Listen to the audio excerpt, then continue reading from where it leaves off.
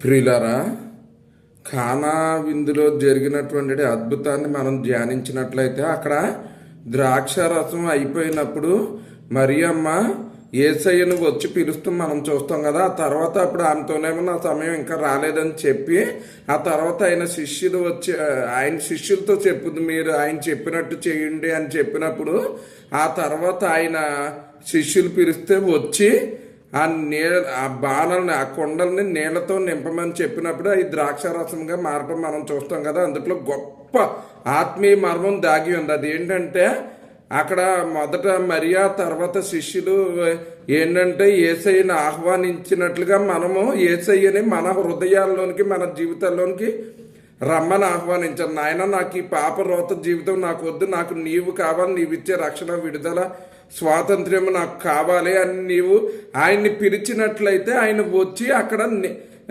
నీళ్ళను ద్రాక్షారసంగా మార్చినట్టుగా ఏంటంటే ఆయన తన పరిశుద్ధ మనం అపోస్తుల కార్యం 2:38 యేసుక్రీస్తుని అంగీకరించినప్పుడు పరిశుద్ధాత్ముడు అనుగ్రహించబడతాడని చెప్పినట్టుగా ఆయన వచ్చి మన హృదయాల్ని ఆయన పరిశుద్ధాత్మతో నింపినప్పుడు అప్పుడు నీళ్లు ద్రాక్షారసంగా మారినట్టుగా ఇక్కడ కూడా ఏంటంటే మన పరిశుద్ధాత్మతో మనం నింపబడినప్పుడు పరిశుద్ధాత్మ అభిషేకం పొందుకున్నప్పుడు మన జీవితం కూడా అక్కడ ఎలీషా ఎలా మారా నీళ్లను మధురంగా మార్చాడు, యేసయ్య ఎలాగైతే ఇది నీళ్ళను ద్రాక్షారసంగా మార్చాడు, అలాగే మన జీవితం పరిశుద్ధాత్మను అభిషేకం పొందుకున్న తర్వాత మధురంగా, ఆశీర్వాదకరంగా, దీవెనకరంగా, ఫలభరితంగా మారుతుంది అనేటువంటి సందేశాన్ని అక్కడ యేసయ్య మనకి ఆ యొక్క వృత్తాంతం ద్వారా మనకి తెలియజేస్తున్నాడు అనమాట. కనుక మనం ఈ సత్యాన్ని గమనించుకుని ఇంకా ఎవరన్నా మనం